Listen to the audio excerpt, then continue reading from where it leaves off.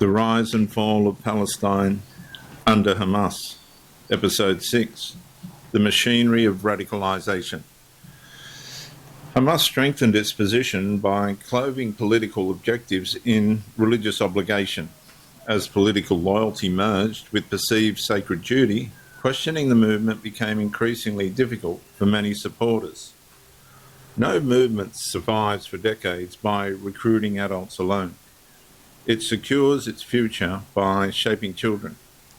Hamas understood that controlling the next generation was more important than winning the next election. Military strength can be destroyed. Buildings can be rebuilt. Governments can fail and fall. But if a generation learns to interpret reality through one ideological lens, the movement continues long after individual leaders disappear. Hamas invested heavily in the formation of identity. Children were exposed to messages about resistance, sacrifice, and conflict through multiple channels, including youth activities, educational settings, public ceremonies, media, religious messaging, and community culture. The cumulative effect was not merely to teach ideas, but to shape identity and belonging. Behaviourally, repetition became normalisation. Children naturally trust what respected adults repeatedly celebrate. And what is honoured becomes desirable, what is repeated becomes familiar, and what is familiar gradually becomes unquestioned. And this was one of Hamas's most consequential strategies. The organisation did not rely solely on weapons. It cultivated worldview.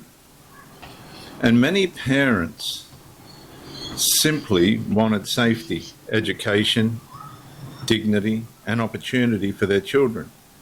Yet, in an environment where ideology increasingly permeated everyday life, separating ordinary aspirations from political messaging became progressively harder. Meanwhile, each generation raised within continual conflict inherited emotional burdens from the generation before it. Fear became memory, memory became identity, identity became obligation, and the tragedy extended beyond Israel.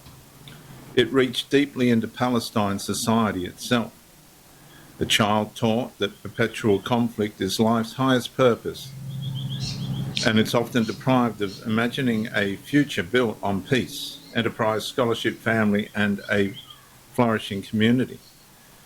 The greatest victory for any ideological movement is achieved when people begin defending the ideology without recognising they were taught to do so. And the most enduring battlefield is not the street, it is the mind of the next generation.